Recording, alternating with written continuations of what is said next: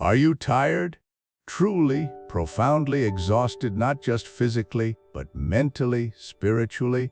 You wake up already dreading the cascade of emails, the relentless pings, the unending to-do list that mocks your every effort to make a dent.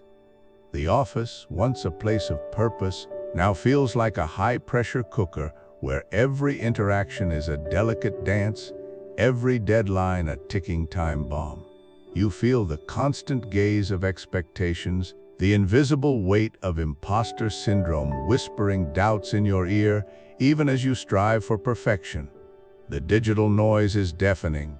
You scroll, you tap, you doom scroll, caught in a vortex of outrage and performative posturing.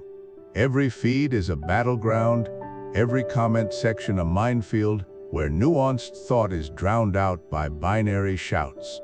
Relationships feel strained, fractured by unseen algorithms and the tyranny of instant gratification. We're more connected than ever, yet paradoxically, we've never felt so alone, so adrift in a sea of superficiality.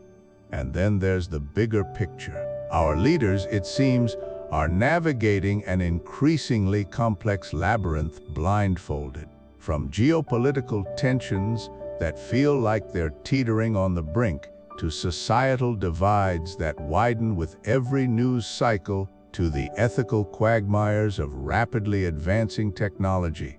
Where is the foresight? Where is the wisdom, the vision? We look to our institutions for answers, but often find only more confusion, more reactive measures, more band-aids on gaping wounds. The old ways aren't working, and the new ways haven't quite figured themselves out. It's a landscape of perpetual crisis where the ground beneath our feet feels less stable with each passing day. We're bombarded by information, yet starved for true insight. We're told to innovate, to disrupt, to hustle, but rarely are we taught how to simply be, how to find calm amidst the chaos, how to lead ourselves, let alone others, with integrity and genuine understanding.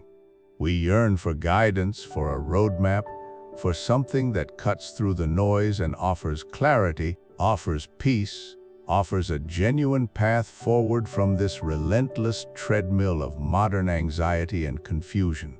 We crave a deeper understanding of human nature, of how to truly thrive in a world that often feels designed to overwhelm us. Now, close your eyes for a moment, or simply shift your mental landscape. Leave behind the glaring screens, the urgent notifications, the restless churn of the contemporary world. Imagine instead a profound quiet, the hushed rustle of ancient parchment, the subtle scent of aged wood and ink mingling in the still air of a scholar's study. See sunlight softened by centuries, illuminating intricate brushstrokes on a silk scroll.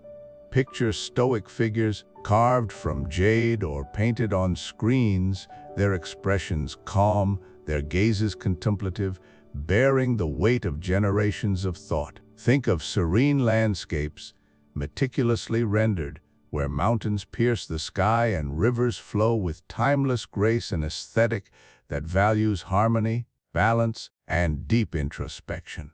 This is not a retreat into simple nostalgia, it's an invitation to consider a profound contrast. From the frenetic pace of our hyper-connected present, we turn our attention to an era that measured time not in nanoseconds, but in dynasties. A world where wisdom was painstakingly cultivated, passed down through generations not by algorithms, but by mentors and storytellers. A time when foundational questions about life, leadership, and human flourishing were pondered deeply, often over decades, in quiet contemplation. What if the very solutions we desperately seek, the life hacks for navigating our dizzying existence, aren't found in the latest app or the newest self-help guru, but are instead embedded in this ancient stillness, patiently waiting to be rediscovered?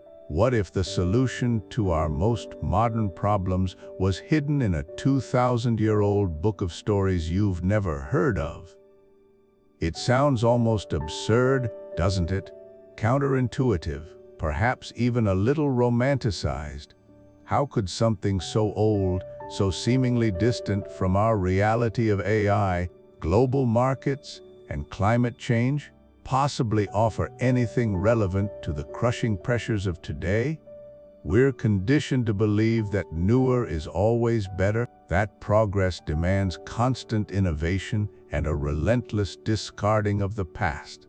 But what if that perspective blinds us to a profound truth? What if the universal human experiences, the struggle for meaning, the search for virtue, the challenge of leading wisely, the art of living well are fundamentally timeless?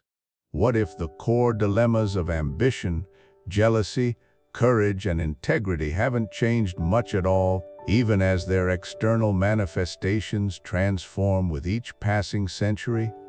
Imagine a collection of parables, anecdotes, and philosophical reflections crafted not by some distant, unfeeling academic, but by a master storyteller and scholar who lived actively around 150 BC. Imagine these stories, deceptively simple on the surface, each carrying layers of insight into human nature, governance, ethics, and the subtle art of communication.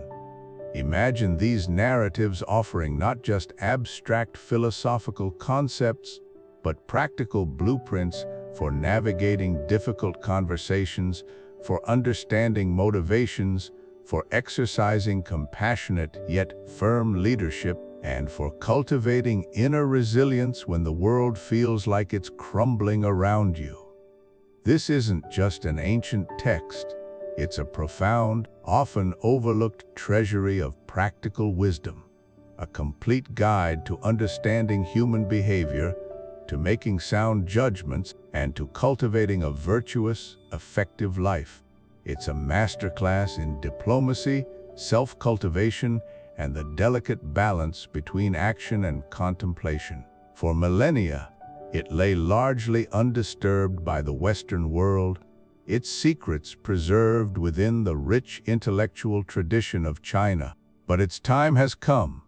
Today we delve into that very book, a work whose very title hints at its profound narrative depth and its foundational influence on East Asian thought. We are about to unlock the enduring power of the Han Waizhuan. Get ready, because what you're about to discover isn't just history. It's a 2,000-year-old life hack, meticulously curated, surprisingly relevant, and absolutely nobody told you about it until now. Welcome, fellow seekers of wisdom, to a journey not just through time, but into the very heart of what it means to live a good life. Today, we're unearthing a true, forgotten masterpiece, a text that, until recently, I approached with more than a little academic trepidation. I'm talking about the Han Waizhuan, or as it's known in English, Han Ying's moral discourses illustrating the odes. Quite a mouthful, I know, but trust me, its profound insights are anything but dry or dusty. So what exactly is this ancient text? At its core, the Han Waizhuan is a captivating collection of stories and anecdotes.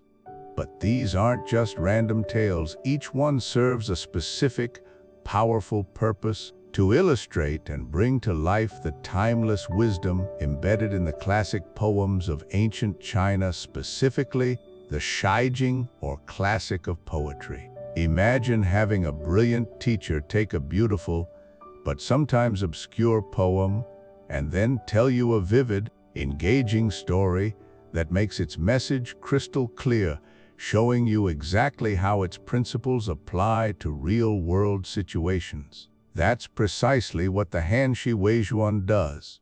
It's a masterclass in using narrative to illuminate ethical principles, providing a practical, accessible guide on how to live well, emphasizing character, conduct, and consequence. And who was this brilliant teacher? This visionary educator, his name was Han Ying, active around 150 BC. He wasn't just a scholar, he was an innovator, a pragmatist, and, crucially, a deeply empathetic educator with a profound understanding of human nature. At a time when much of classical learning was confined to the elite, hidden behind complex language and obscure references, Han Ying had a radically different vision. He wanted to democratize wisdom, to pull it out of the ivory towers and place it directly into the hands of ordinary people. He understood that true knowledge isn't about rote memorization of ancient texts. It's about understanding universal truths and applying them to improve your daily existence, your relationships, and your community. His method was truly revolutionary. Take the profound, but sometimes difficult to grasp philosophical concepts from the classic of poetry and transform them into accessible, relatable, and utterly compelling stories. He wasn't writing solely for fellow academics or the imperial court. He was writing for everyone, for rulers, for officials, for merchants, for farmers, for parents, for anyone struggling with the complexities of life.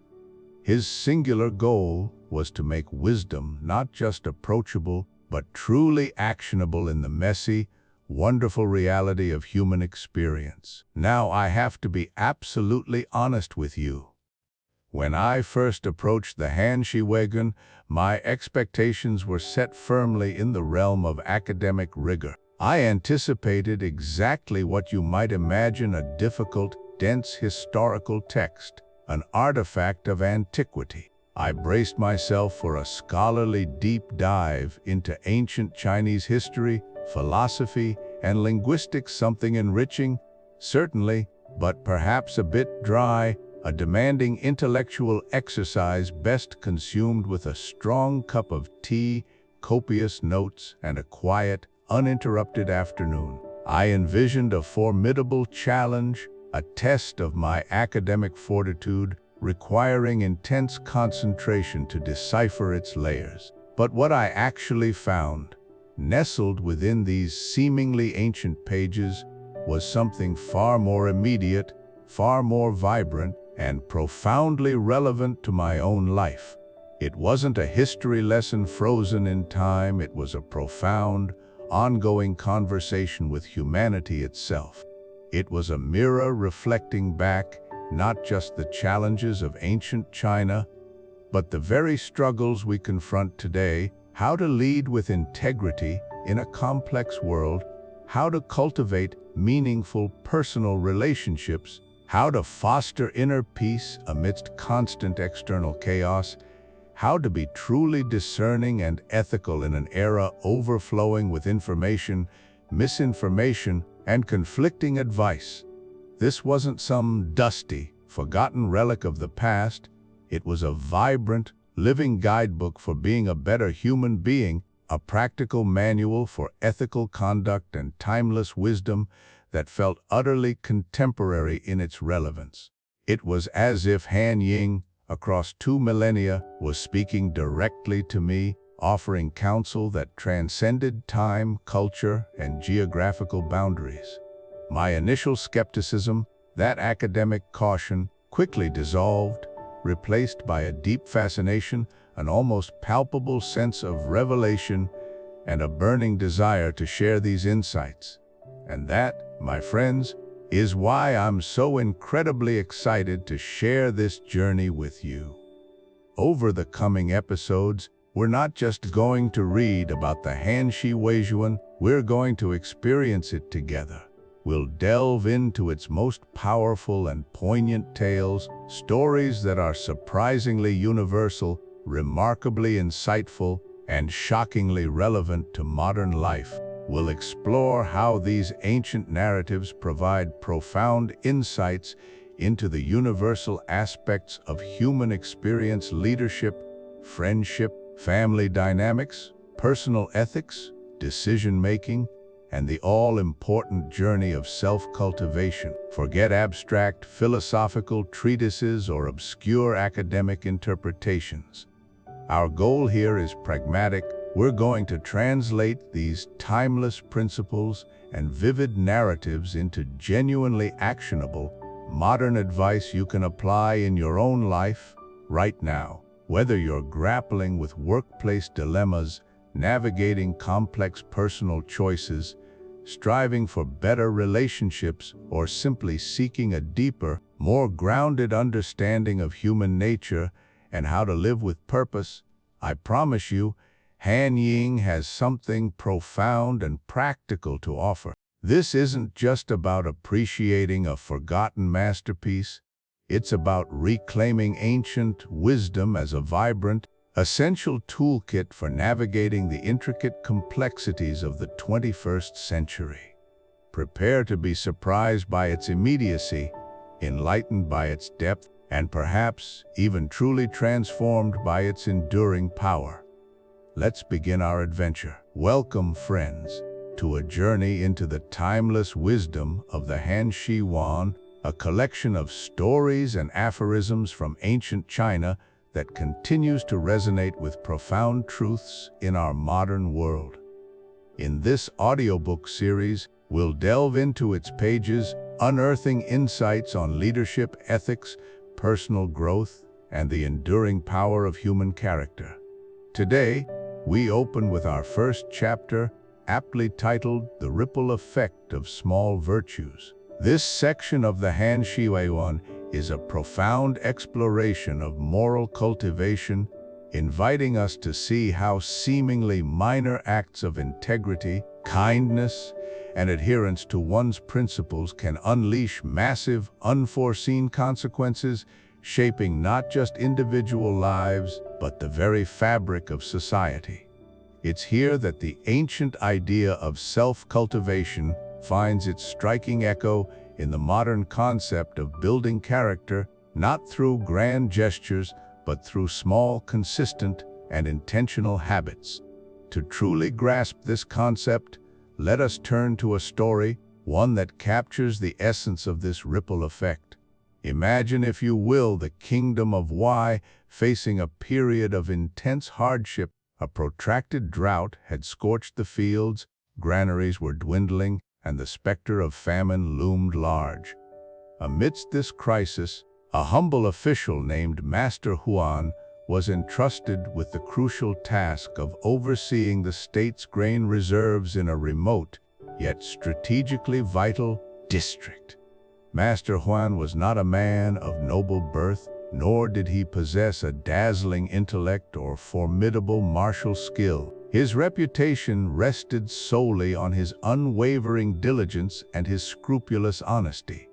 Each day, he would personally inspect the granaries, meticulously documenting every sack of grain received, every measure dispensed, and every minor repair needed. He ensured that the scales were calibrated perfectly, that no grain was wasted, and that the quality remained uncompromised.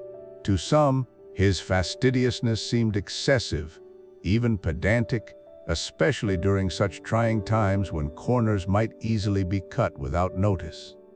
As the famine deepened, desperation grew, and with it the insidious tendrils of corruption began to spread. High-ranking officials, seeing an opportunity to profit from the suffering, devised a scheme. They planned to dilute the remaining state grain with inferior husks and sell the pure grain on the black market, blaming the diminished quality and quantity on the severity of the drought. Orders, subtly veiled but unmistakable, trickled down to district granary masters, overlook minor discrepancies, expedite transfers without stringent checks, and accept donations from certain merchants. When these implied directives reached Master Huan, he was faced with a stark choice. To comply would have been easy. It would have ensured his continued favor with powerful figures and perhaps even brought him personal gain. To resist meant risking his position, his reputation, and potentially even his life. Yet for Master Huan, there was no choice to be made. His principles were his bedrock. He continued his meticulous record-keeping, refused to sign off on falsely inflated figures, and openly reported the attempts by certain merchants to bribe his subordinates. He insisted that every measure of grain leaving his granary be pure and accounted for, despite the mounting pressure. His defiance caused a stir. At first, it was dismissed as the stubbornness of an insignificant bureaucrat. But as more districts reported dwindling, adulterated supplies, Master Huan's detailed, unblemished records stood out as an anomaly. His reports, initially ignored, began to draw attention. His consistent honesty became a beacon in a sea of deceit. When the full scale of the corruption was finally unearthed, a vast conspiracy that threatened to ignite widespread rebellion among the starving populace, it was Master Huan's unwavering integrity that provided the crucial evidence needed to expose the perpetrators. His refusal to compromise, his daily commitment to truth and fairness in the smallest of tasks, had not only ensured his own granary delivered its pure supply to the people, but had also preserved the faith of the populace in their government, thereby averting a civil war and saving the kingdom of Wei from collapse. Master Huan's story, a testament from the Han Waizhuan, teaches us a profound truth. A great life isn't built on one heroic act, but on 1,000 small, virtuous choices. His actions weren't born of a sudden burst of bravery in a moment of crisis, but from a deeply ingrained habit of integrity cultivated through years of consistent, often unseen, dedication to his duties. His simple act of honesty, repeated daily, meticulously and without fanfare, was the foundation upon which the kingdom's survival ultimately rested. This ancient wisdom finds a powerful resonance in contemporary thought. Consider James Clear's groundbreaking work, Atomic Habits, which posits that monumental change rarely stems from a single, earth-shattering decision, but from the aggregation of marginal gains, tiny, consistent improvements that compound over time. Master Huan didn't wait for a grand opportunity to be honest. He practiced honesty in every ledger entry, every inspection, every interaction. Each small choice was an atomic habit of integrity, building an unshakable character that, when tested, proved capable of extraordinary impact. Similarly, we see the echoes of the butterfly effect at play, a concept from chaos theory suggesting that a small change in one state of a deterministic nonlinear system can result in large differences in a later state. Master Huan's seemingly insignificant daily decisions to verify a weight, to reject a veiled bribe, to record a true quantity were the metaphorical flap of a butterfly's wings. These tiny, principled actions rippled outwards, influencing the morale of his staff, preserving the quality of the local food supply, and ultimately providing the irrefutable evidence that brought down a kingdom-threatening conspiracy. In personal development, the butterfly effect means that a minor shift in your daily routine, a small commitment to kindness, a subtle insistence on truthfulness in a casual conversation can set off a chain reaction that transforms your life and the lives around you in ways you can scarcely imagine. It's the decision to listen patiently, to offer a genuine compliment, to fulfill a small promise, to take responsibility for a minor oversight. These are the tiny virtues that, when practiced consistently, forge a character of strength, trustworthiness, and profound influence. So, as we reflect on Master Huan's legacy and the timeless lessons of the Han Waizhuan, I invite you to consider this: what is one small, positive action you can make a consistent part of your day?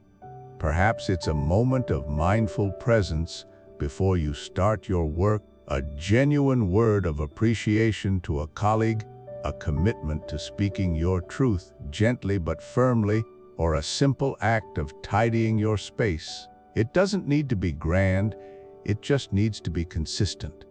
Begin today to cultivate that small virtue. Observe how its practice feels, how it subtly shifts your perspective, and how it begins to ripple outwards. For as the wisdom of the ancients reminds us, the mightiest rivers begin with the smallest of trickles, and the most magnificent lives are built on the quiet power of small, virtuous choices. Embrace the ripple effect and watch how your own consistent integrity can transform your world. Welcome back to our journey through the profound wisdom of Han Waizhuan. From foundations of mind, we now turn to action, the often treacherous yet essential act of speaking truth. This is Chapter 2, The Courage to Speak Truth. Imagine your life hanging in the balance with every word, especially when challenging the powerful. Ancient courts demanded such courage from ministers. Yet, Han Waizhuan chronicles individuals, officials, and commoners who dared to offer unpopular but essential counsel, risking everything for what was right. Their stories are powerful lessons in ethical courage, constructive feedback, and the paramount importance of speaking up when silence is complicity. Let us immerse ourselves in such a moment. The court of Emperor Guang was notorious for its opulence and growing fear. The emperor, once wise, had become imperious, surrounded by sycophants. His latest decree, the Palace of Azure Clouds, a project of unimaginable scale and expense, demanding exorbitant taxes and forced labor from a struggling populace. Ministers whispered, faces etched with dread. No one dared speak. Previous dissenters had been swiftly dismissed, some worse. But one, Minister Lei, revered for his integrity, watched his people suffer, his conscience burning. On the day of the palace's inauguration, Minister Lei approached the throne. His heart pounded, knowing this might be his last act. With a deep bow, his voice calm yet resonant, he began, "Your Majesty, I beg leave to speak a truth others fear to utter." The emperor, accustomed to flattery, raised an eyebrow. Chilling silence fell. Minister Li continued, "Your glorious palace of azure clouds will be a marvel. But what glory in a palace built on starving people? What lasting beauty from tears? While golden spires reach heavens, the foundations of your kingdom, your people's loyalty, crumble. They whisper not of your grandeur, but of hunger, not vision, but despair. A true emperor builds prosperity, not just stone palaces. This project, Your Majesty, is not power, but a drain on strength, a wound on your soul, a betrayal of your people." The emperor's face contorted in fury, hand gripping his sword. Guards tensed for execution. Yet Minister Li stood unmoving, gaze unwavering, meeting rage with sorrowful respect. The silence stretched. Then slowly a change flickered. The fire in his eyes softened. He lowered his hand. "Minister Li," he said, surprisingly quiet, "you speak with a courage I have not seen in years. You speak not for yourself, but for my empire, my people, and perhaps for my soul. You risked everything to show me a truth I was too blind to see. The Palace of Azure Clouds was never built. Resources redirected to famine relief. Minister Li, through sheer courage, saved an empire from itself. Minister Li's act wasn't just brave, it was a masterclass in constructive criticism. What truly differentiates his approach from mere complaining? The distinction is crucial.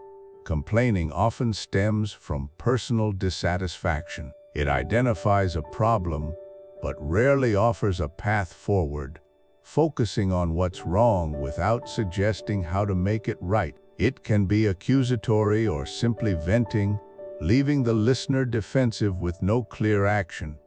Its aim is personal release, not collective improvement. Constructive criticism, conversely, is a gift rooted in a desire for improvement. It identifies the problem with specificity and often provides evidence. Crucially, it comes with a solution or willingness to collaborate. Minister Li didn't just say, "Your palace is a bad idea." He explained why it was bad, detailed its impact, and implicitly offered the alternative of prioritizing the people. His intent was not to criticize character, but policy, guiding towards a more virtuous path. It's delivered with respect, separating person from problem, aiming to build, not tear down. This ancient wisdom resonates powerfully in our contemporary lives. How often do we need to speak truth, but fear holds us back? Consider giving feedback to a boss. Simply saying, "This project is a mess," is complaining. Instead, I've observed that the communication channels for Project X are causing delays. I propose we implement a weekly sync and shared document platform to streamline information that's constructive. In a team meeting, rather than silently stewing over a flawed strategy, having the courage to say, "I have a concern about point 3 regarding market penetration. Based on recent data, competitor A has a similar product launch next quarter, which could impact our timeline. Perhaps we should explore contingencies," elevates the discussion. You're not just pointing out a flaw, you're contributing to a better outcome.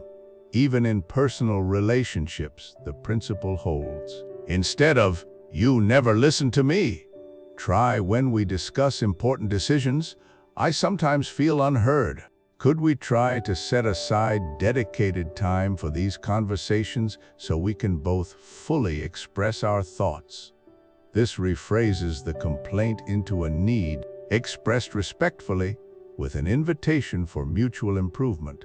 Ultimately, Minister Li's story, and indeed all such narratives from Han Dynasty, teach us a profound lesson about true loyalty.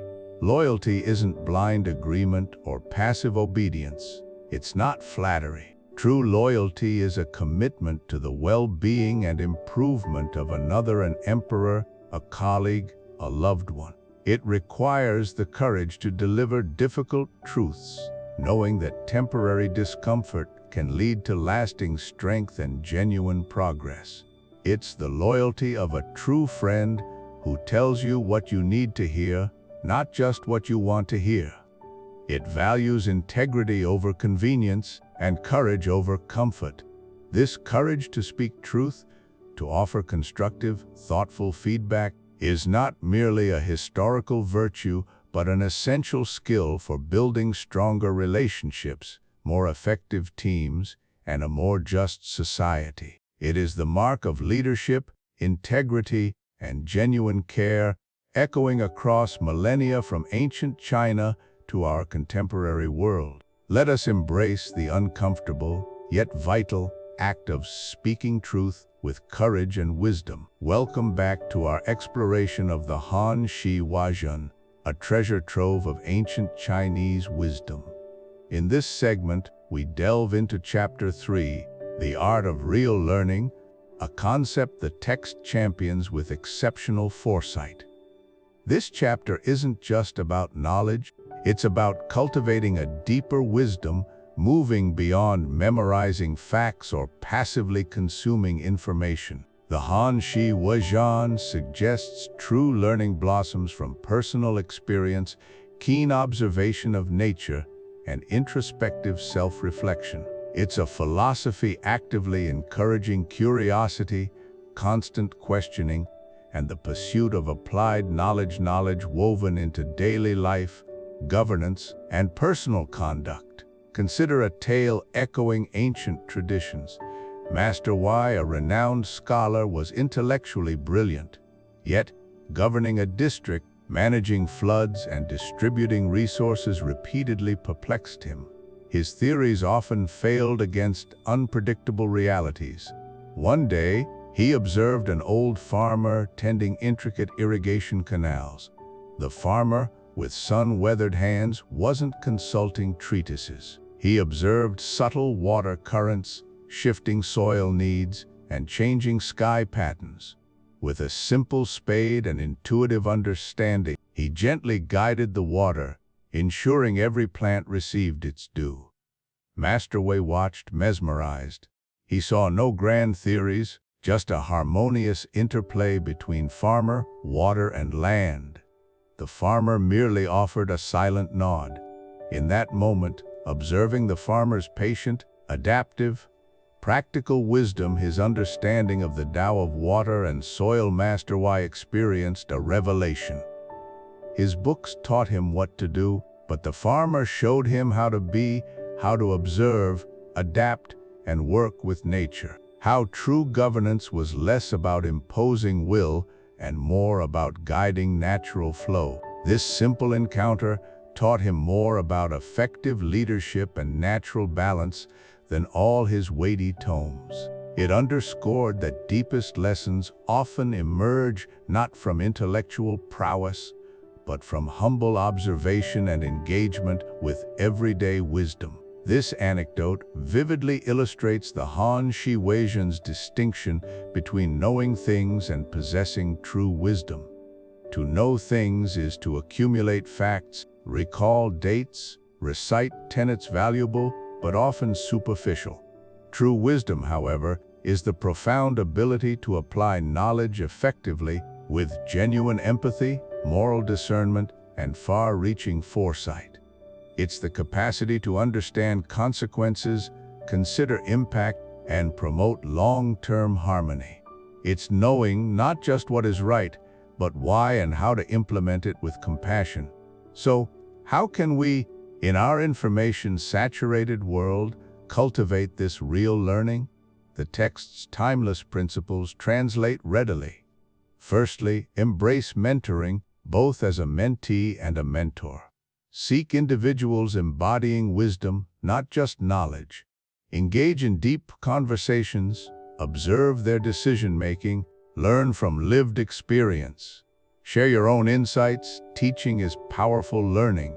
Secondly, commit to practicing new skills hands-on. Don't just read about coding, build something. Don't just theorize about leadership, lead a project.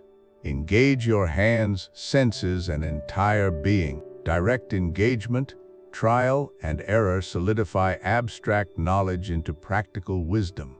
Finally, make time for spending time in nature. Disconnect from screens, reconnect with Earth's rhythms.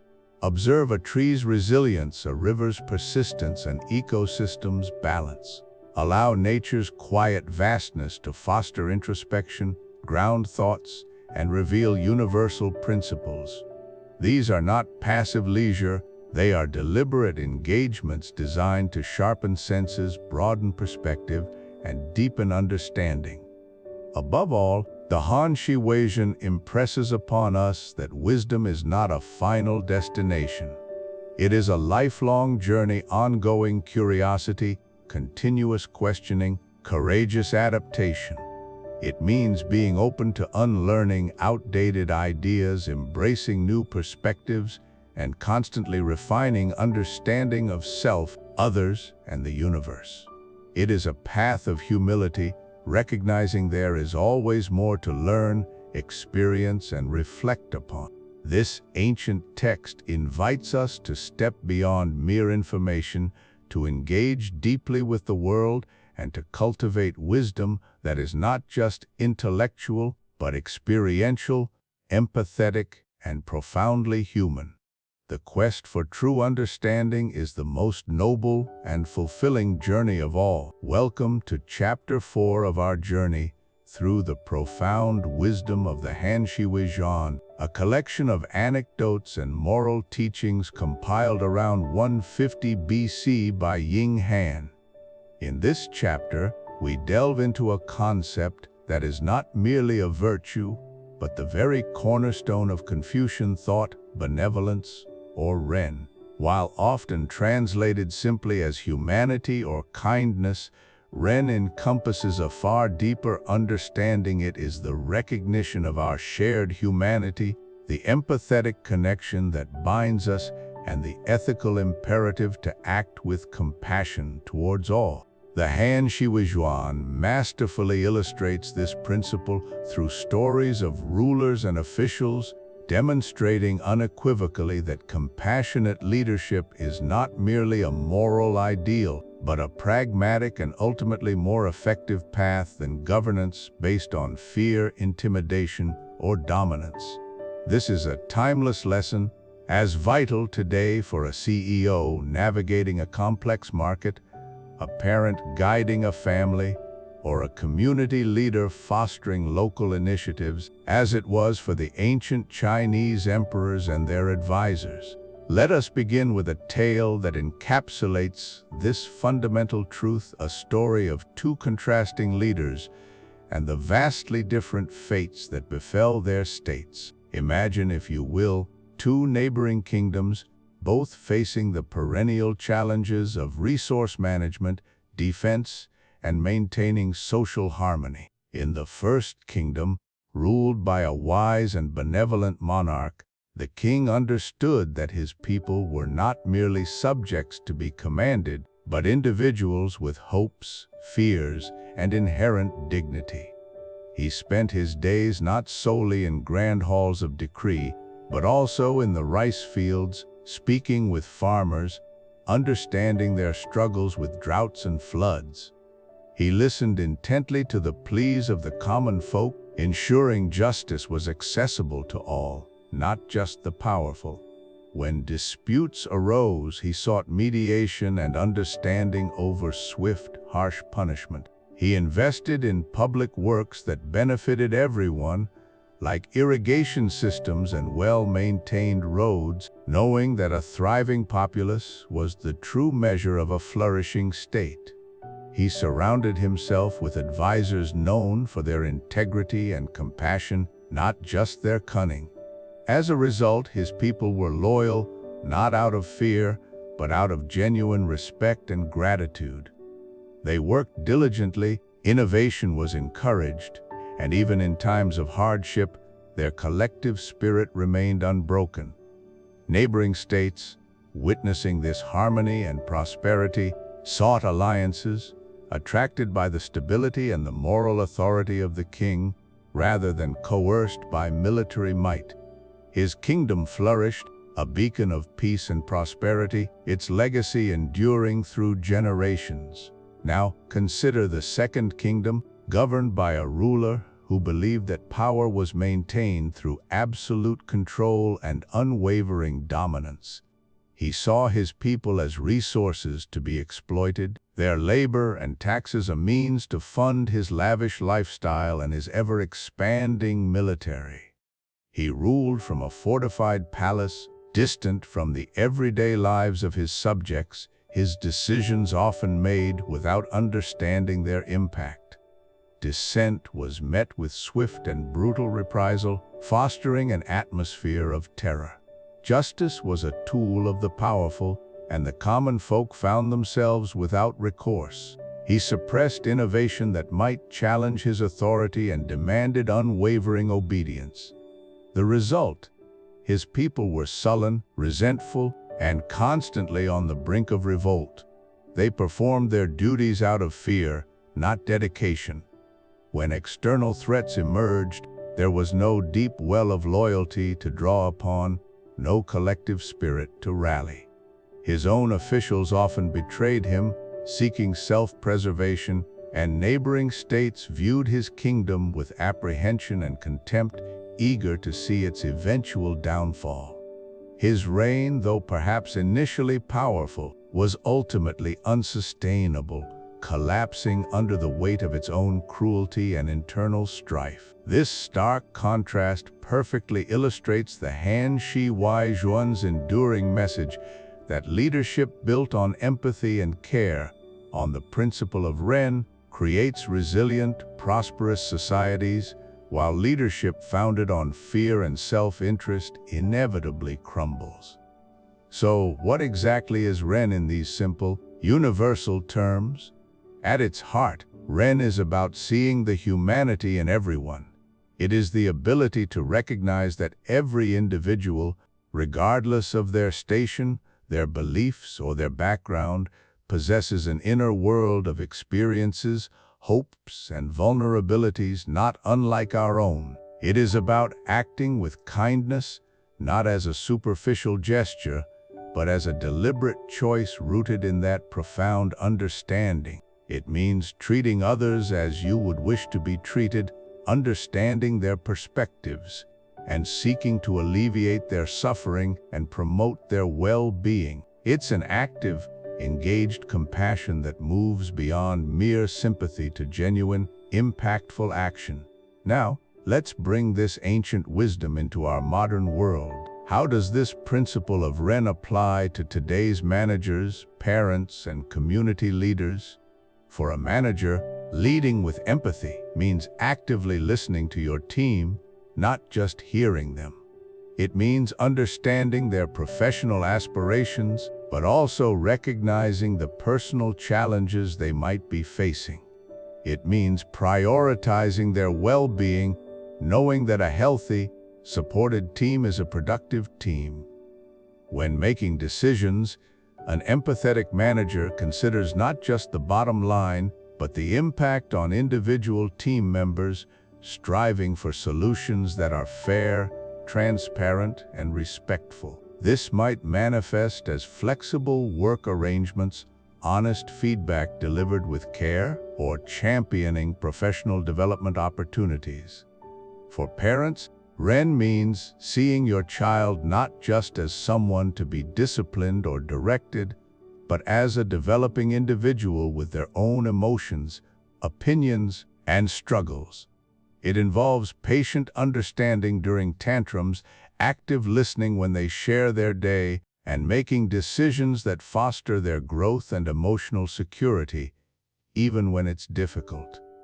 For community leaders, it means genuinely engaging with diverse groups, understanding their unique needs and concerns, and building bridges through dialogue and mutual respect rather than imposing solutions from above.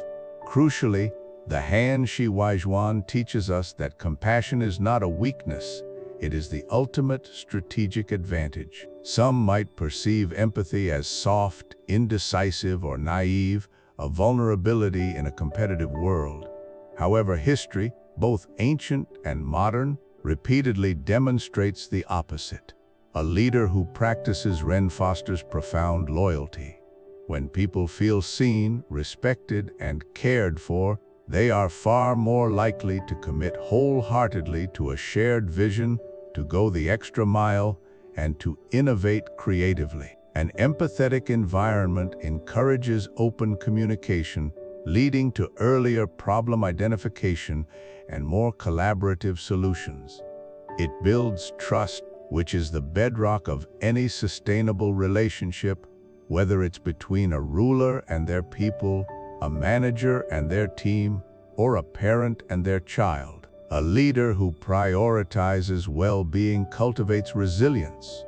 Their team or community is better equipped to weather storms, adapt to change, and rebound from setbacks because their foundation is built on solidarity and mutual support, not fragile fear. Benevolence creates a culture where individuals feel safe enough to take risks, to speak up with new ideas, and to offer constructive criticism, all of which are essential for true innovation and progress. In essence, leading with empathy isn't about being lenient, it's about being strategically smart. It's about recognizing that human capital is your most valuable asset and that nurturing it through compassion yields the most profound and lasting dividends.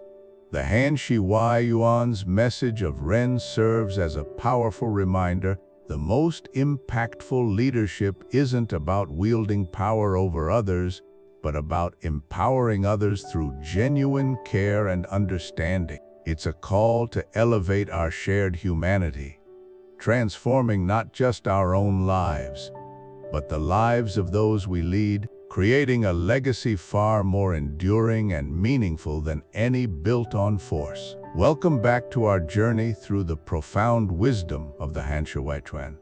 In our rapidly accelerating, often fragmented world, it's easy to feel overwhelmed by discord and misunderstanding. But what if there was an ancient blueprint for reducing social friction, for building bridges instead of walls, for making every interaction a step towards greater harmony? This chapter introduces us to precisely such a concept, often translated as propriety, rituals, or rites. Immediately, some might conjure images of rigid, outdated rules, dusty traditions, or stifling etiquette. But the Han Dynasty invites us to look deeper, beyond the superficial forms, to grasp the true, dynamic essence of Lai. It's not about blind adherence, it's about a living, breathing framework for human interaction, rooted in mutual respect and the profound art of making others feel seen and valued. At its heart, Lai is the intelligent application of empathy.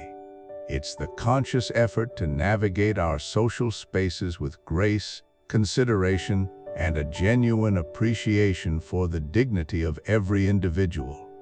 Far from being inflexible, Lai is inherently adaptable, evolving with context and circumstance. It's the invisible language that communicates, "I see you. I value your presence. I respect your perspective." When practiced authentically, Lai doesn't restrict, it liberates, fostering environments where trust can flourish, cooperation can thrive, and where the inherent chaos of human interaction can be gently guided towards a more constructive, harmonious flow. Consider a scenario from a bustling ancient market, a place inherently ripe for conflict. Imagine two merchants, Master Y and Old Man Zhu, fiercely competing for the prime selling spot. The tension is palpable. Master Y, known for his fiery temper, believes his lineage grants him precedence, while Old Man Zhu, a long-established veteran, sees it as his rightful domain. One morning, the disagreement escalates. Voices rise, pointing fingers accuse, and a crowd gathers, anticipating a public spectacle, perhaps even a physical confrontation. Just as the dispute threatens to boil over, a younger merchant named Lin steps forward. Instead of taking sides or shouting over them, Lin quietly, respectfully, bows to both men. He doesn't interrupt their tirade, but waits patiently for a slight lull, his posture conveying deference, not weakness. When he finally speaks, his voice is calm, acknowledging the valid claims of both. "Master Y," he begins, "your family has indeed served this community for generations, and your dedication is well known." Then, turning to Old Man Zhu, "And Old Man Zhu, your wisdom and experience are pillars of this market. Your years of service are deeply respected." He then suggests, "Perhaps the wisdom of your respective claims could be combined. Master Y, your youth and strength could assist Old Man Zhu with the heavier burdens. And Old Man Zhu, your vast knowledge of market tides could guide Master Y in setting fair prices. In this way, both might thrive, and our market, which benefits from both your presences, might prosper even more." Lin's approach wasn't about imposing rules. It was about recognizing and honoring the individual worth of each man. He didn't dismiss their anger, he subtly redirected it by offering a path for their respective dignities to be upheld. By showing genuine respect, by actively listening to the unspoken needs behind their loud demands, Lin managed to diffuse an explosive situation, transforming potential enemies into potential collaborators. He understood that true Lai wasn't about who was right, but about finding a way for everyone to feel valued. This ancient anecdote resonates powerfully with our modern lives. Reframe Lai for today. It's the refined art of understanding social cues, the subtle shifts in body language, the unspoken context of a conversation. It's about practicing active listening, truly hearing not just the words, but the emotions and intentions behind them. And crucially, it's about respecting boundaries, knowing when to speak and when to remain silent, when to offer help and when to allow autonomy. In our hyper-connected yet often isolated world, these subtle acts of consideration are more vital than ever. They transform superficial interactions into meaningful connections. So, what does this look like in practice? Let's consider some everyday scenarios. How you greet someone, for instance, more than a perfunctory hello. A greeting imbued with lie involves making eye contact, offering a genuine smile, and acknowledging the other person's presence with a sincere "it's good to see you" or "thank you for coming." It's a small ritual that says, "I recognize you and you matter." Or consider how you behave in a meeting. Instead of checking your phone or interrupting, Lee guides you to arrive punctually. Listen attentively when others speak, offer your contributions thoughtfully, and engage with ideas, not personalities. It's about respecting the collective time and purpose. And when you handle disagreements respectfully, when conflict arises, Lie encourages us to seek understanding before seeking to be understood. It means expressing your views calmly, acknowledging the validity of the other person's perspective, even if you don't agree with it, and focusing on finding common ground or a constructive path forward, rather than simply winning an argument. It's about preserving the relationship, not just the point. These seemingly small acts of mindful greeting, respectful attention, empathetic disagreement are not merely polite gestures. They are the invisible architecture of strong, trusting relationships. They are the threads that weave the fabric of community, family, and even global society together. By consistently practicing these rituals of respect, we are not just following rules, we are actively constructing environments where people feel safe, valued, and empowered to contribute their best. We are, in essence, building harmony in a chaotic world, one conscious, respectful interaction at a time. The Han Dynasty reminds us that true strength lies not in dominance, but in the gentle, yet powerful, art of connection and mutual regard. As we move forward, carry this understanding of Lie with you and observe how these simple, profound practices can transform your world and the world around you. Welcome back to our journey through the profound wisdom of the Han Dynasty, the exoteric commentary on the Book of Odes. We've explored self-cultivation, human relationships, and wise governance. Now, in our final main chapter, we arrive at a concept underpinning every pre-principle Sinrent, or Zin, trustworthiness. The Han Dynasty makes an uncompromising declaration: a person's word is their most valuable asset. It is a currency more precious than gold, more enduring than any material possession. Without Zin, all other virtues crumble.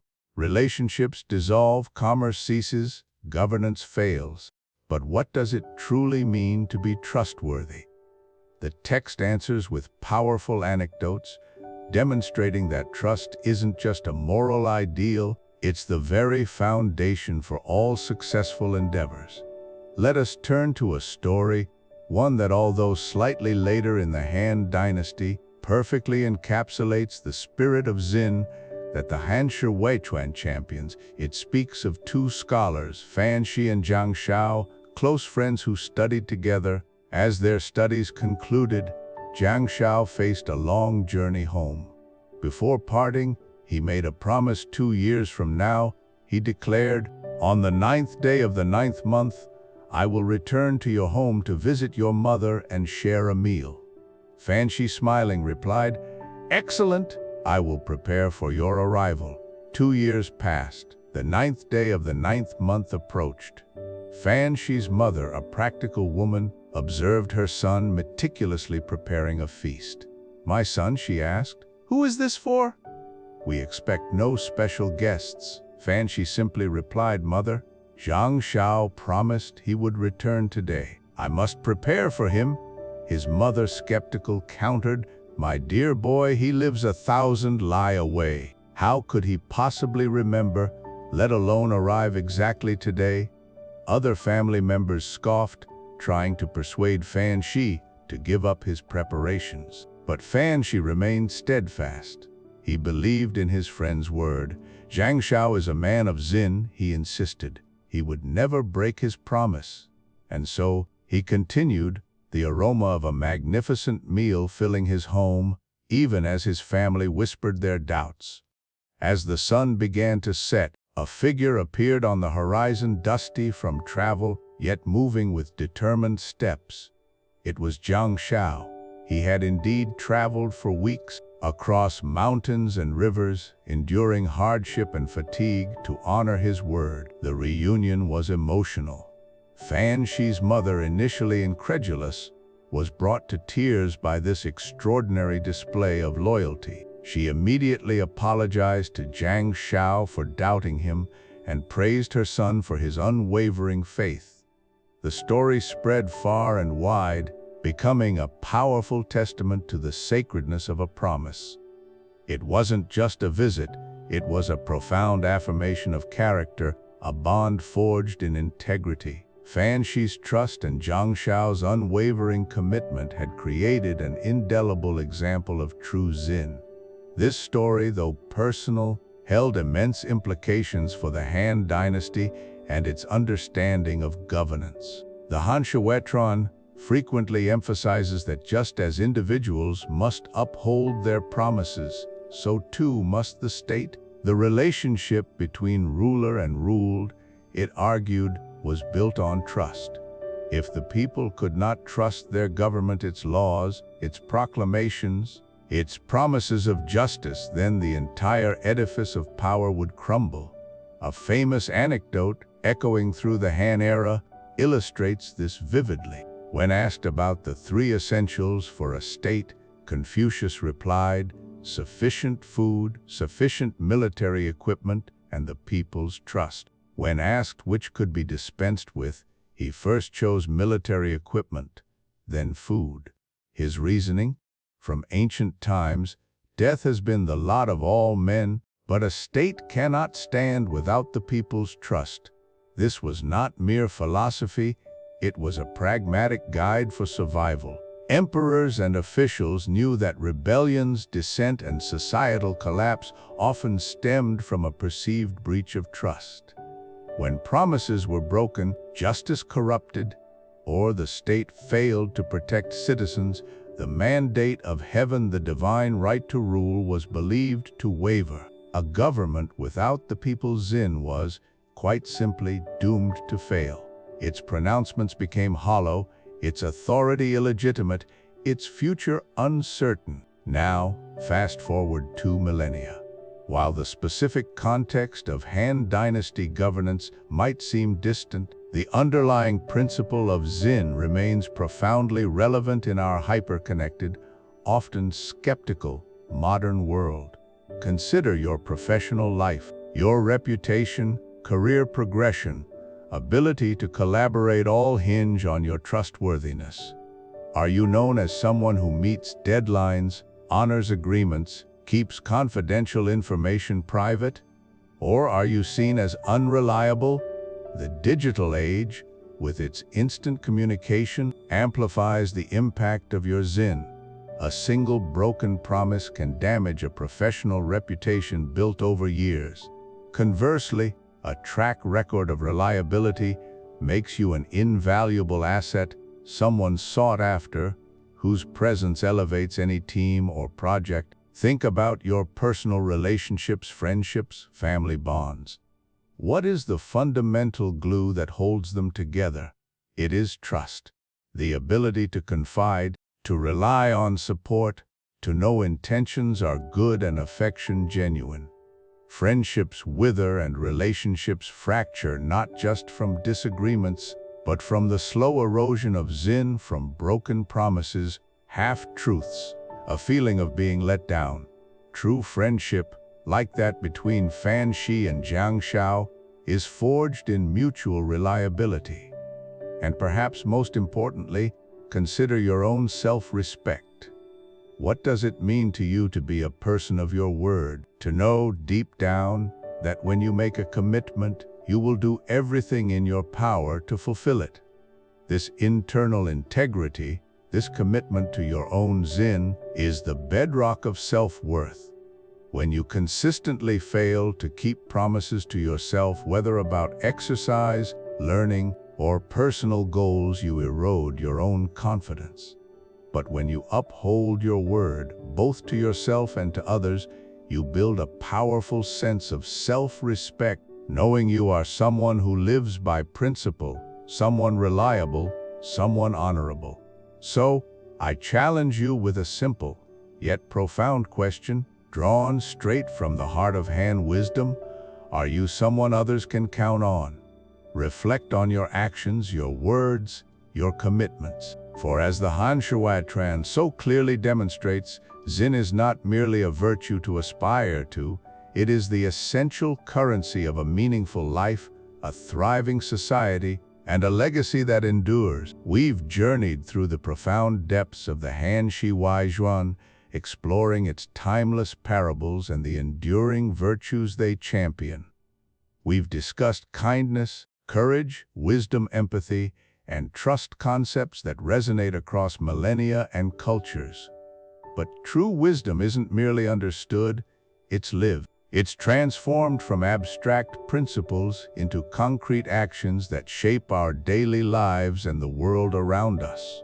So, how do we bridge the gap between ancient sagacity and modern living? How do we take these powerful insights and weave them into the fabric of our own existence?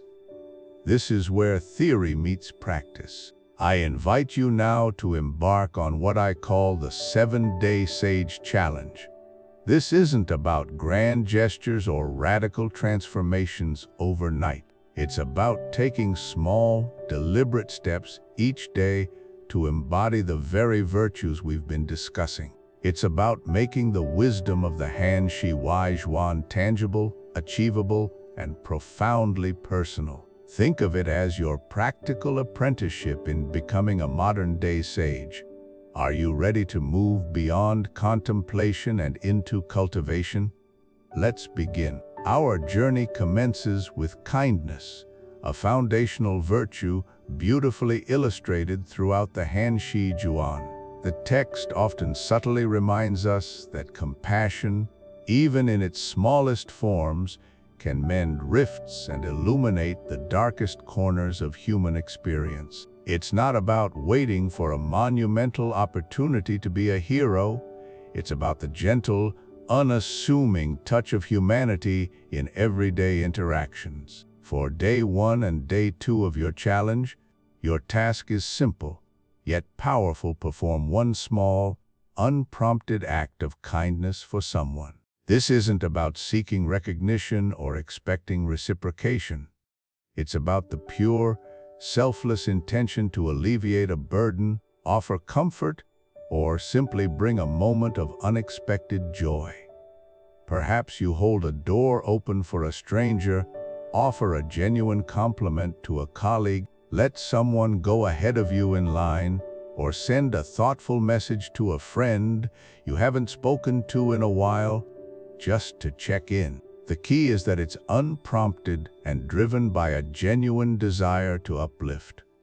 Observe the ripple effect, not just on the recipient, but within yourself. How does this act shift your own state of being?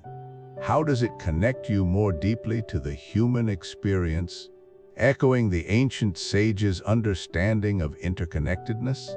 On day 3, we pivot to courage. The Hanshi Waizhuan, while often subtle, frequently showcases characters who demonstrate a quiet fortitude, the courage to speak truth, to stand by their principles, or to face uncomfortable realities for the greater good.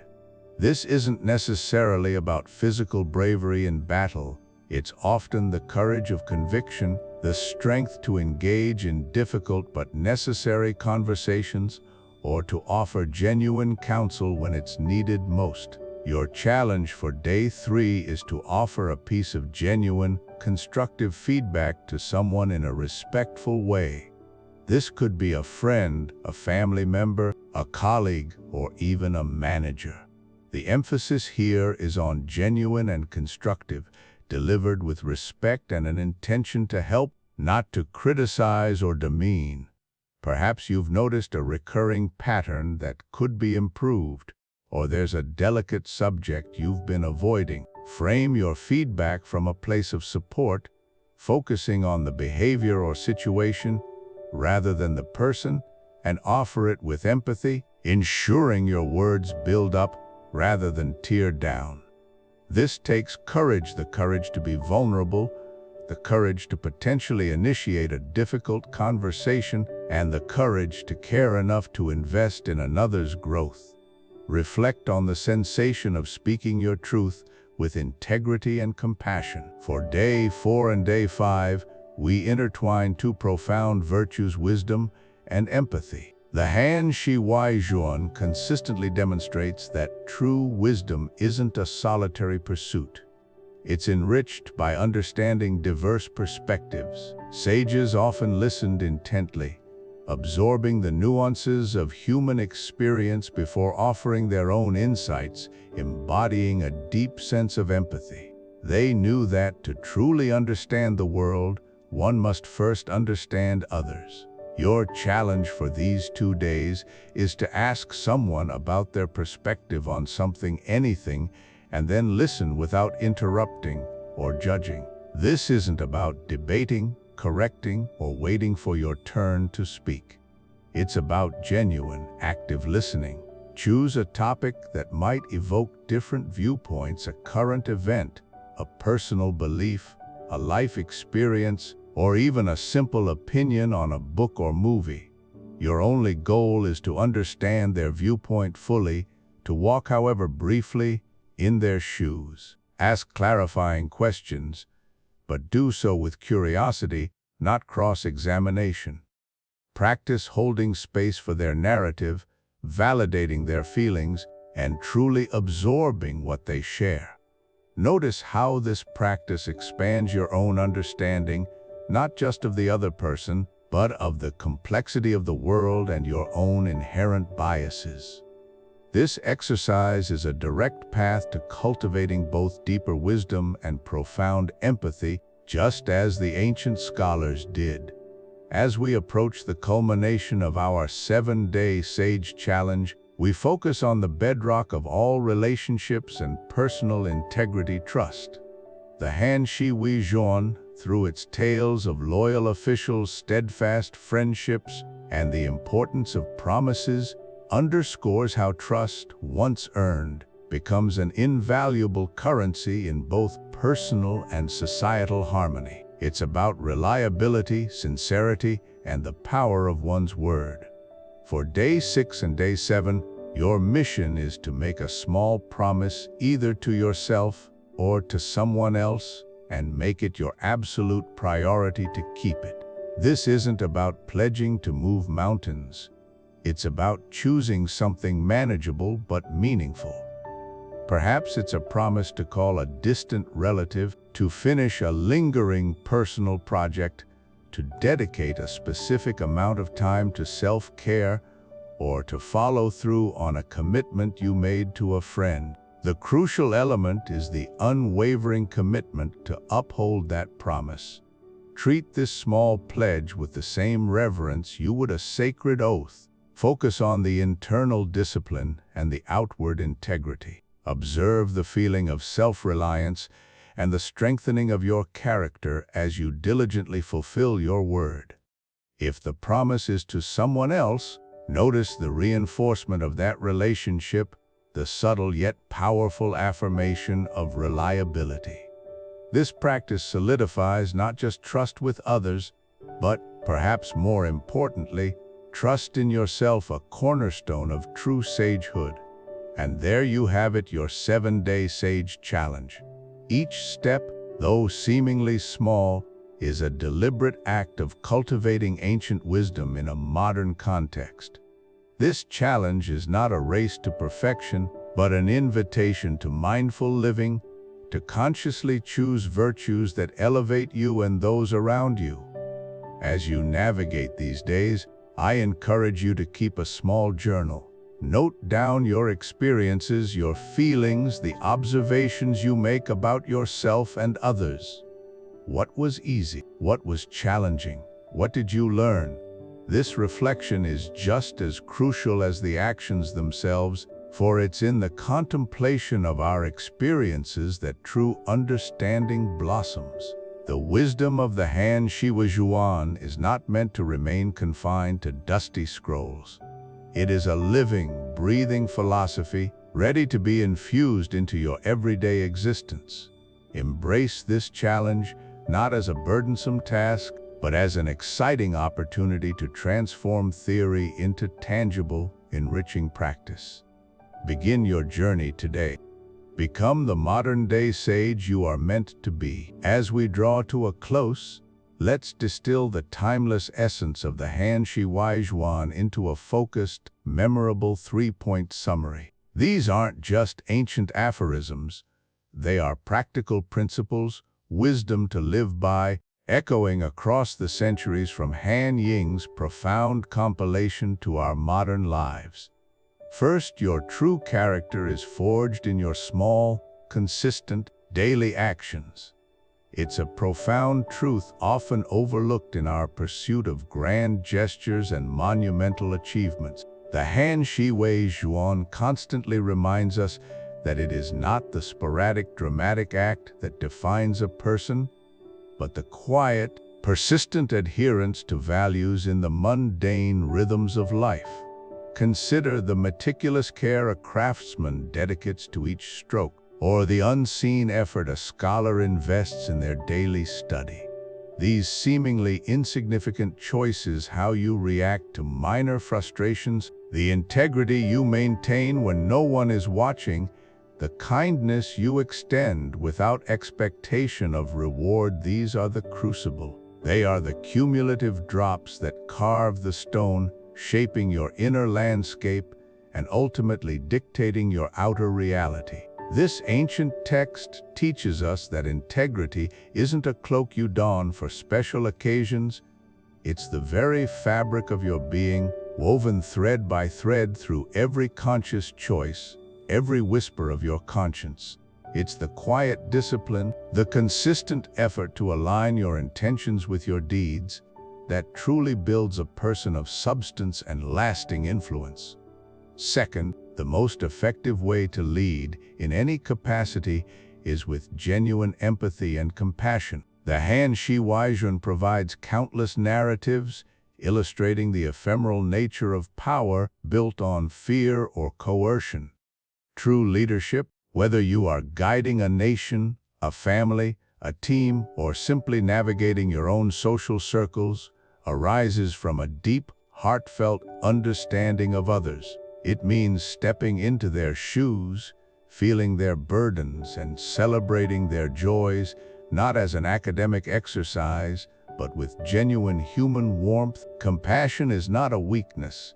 It is the ultimate strength, fostering loyalty, inspiring dedication, and forging unbreakable bonds of trust.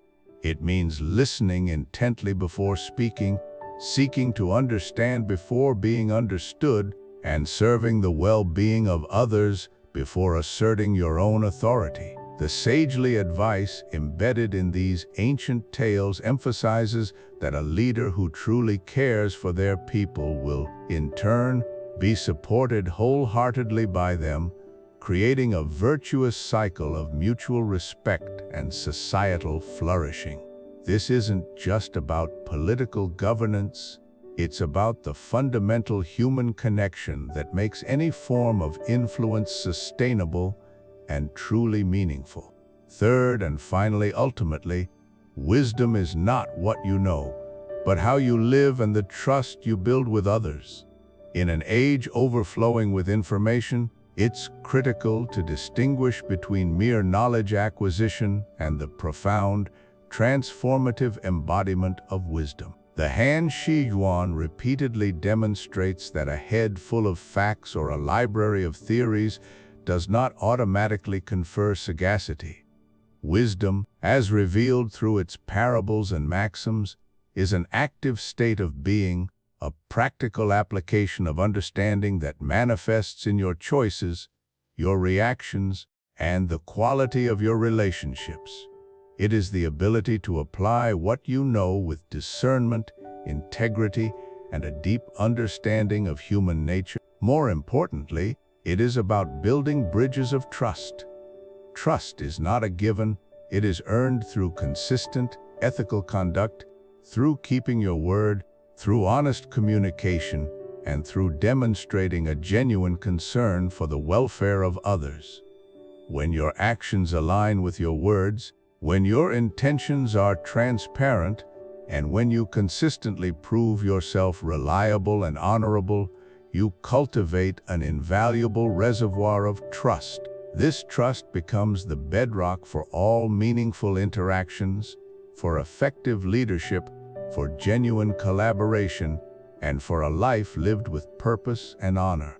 The true measure of a wise individual, therefore, is not the breadth of their intellect, but the depth of their character, as evidenced by their life's journey and the profound trust they inspire in those around them. These 3 points, distilled from the profound wellspring of the Han Dynasty, offer a blueprint for a life of character, effective leadership, and true wisdom. They are not distant ideals but actionable principles, inviting us to reflect, to grow, and to live with greater intention in every moment. We've journeyed through but a fraction of the profound insights offered by the Han Dynasty, or exoteric commentary on the classic of poetry. Its timeless wisdom, penned centuries before our own, continues to resonate, offering both solace and challenge in equal measure. We've touched upon the quiet power of self-cultivation, the intricate dance of governance and ethical leadership, the subtle art of human relationships, and the deep, enduring connection between our individual lives and the vast tapestry of the cosmos. Each anecdote, each observation from Master Han serves as a mirror, inviting us to look inward and consider how these ancient principles might illuminate our modern existence. The beauty of such texts lies not merely in their historical significance, but in their capacity to spark personal revelation, to prompt a re-evaluation of our values, and to inspire a more deliberate, thoughtful approach to the world around us. They remind us that the fundamental questions of humanity, how to live a good life, how to build a just society, how to find meaning amidst chaos, are perennial, and that the echoes of past thinkers can offer surprisingly fresh perspectives on our contemporary dilemmas. Now, as our shared exploration of this particular text draws to a close, I invite you to pause and reflect.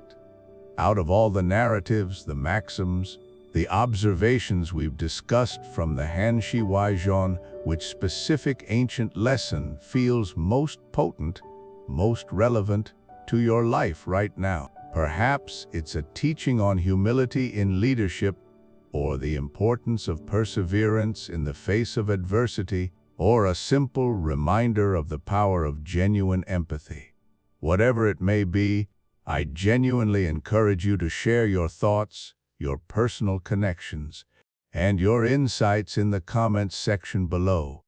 Your unique perspective not only enriches your own understanding, but also contributes to a vibrant, shared dialogue, allowing others to see these texts through new eyes and discover connections they might have otherwise missed. This isn't just about passive listening, it's about active engagement with wisdom that transcends time.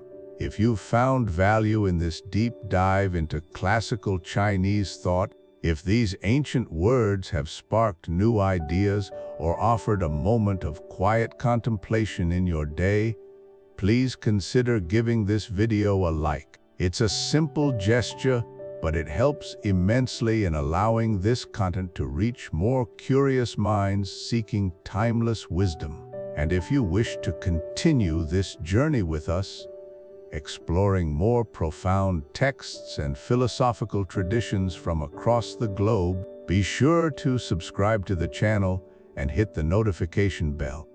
By doing so, you'll become an integral part of our growing community dedicated to uncovering and appreciating the rich intellectual heritage that humanity has built over millennia. We are committed to unearthing these treasures and presenting them in a way that is accessible, engaging, and deeply meaningful for our modern world. The exploration of texts like the Han Waizhuan is, of course, a lifelong endeavor. I wholeheartedly suggest you seek out a full translation of this remarkable work for yourself. There are various scholarly editions and accessible translations available, each offering slightly different nuances and interpretations that can profoundly deepen your appreciation. The act of reading these texts firsthand, at your own pace, allows for a more intimate and personal connection with the author's voice and intentions. Beyond this particular classic, I also encourage you to venture into other foundational texts, be they from ancient China, Greece, India, or elsewhere. The vast library of human wisdom awaits. And speaking of future explorations, your input is invaluable. What other classical text, what other timeless work of philosophy, history, or literature would you like this channel to explore next? Your suggestions directly shape our future content, guiding us towards the narratives and insights that truly resonate with our audience. For those who crave an even deeper engagement, who wish to partake in more intimate discussions, perhaps even Q&A sessions, or gain access to exclusive content related to our ongoing research, I warmly invite you to join our growing community on platforms like Patreon or Discord. These spaces are designed to foster truly collaborative learning where insights can be shared, questions can be rigorously debated, and connections with like-minded individuals can be forged. It's an opportunity to move beyond the comments section and participate in a more sustained, enriching dialogue, building a genuine fellowship around the pursuit of ancient wisdom. Think of it as a virtual study group, a modern-day academy where the shared love for profound ideas is the primary currency. Thank you for embarking on this intellectual journey with us. May the wisdom of the ancients continue to illuminate your path. Until our next exploration, keep reflecting, keep questioning, and keep journeying.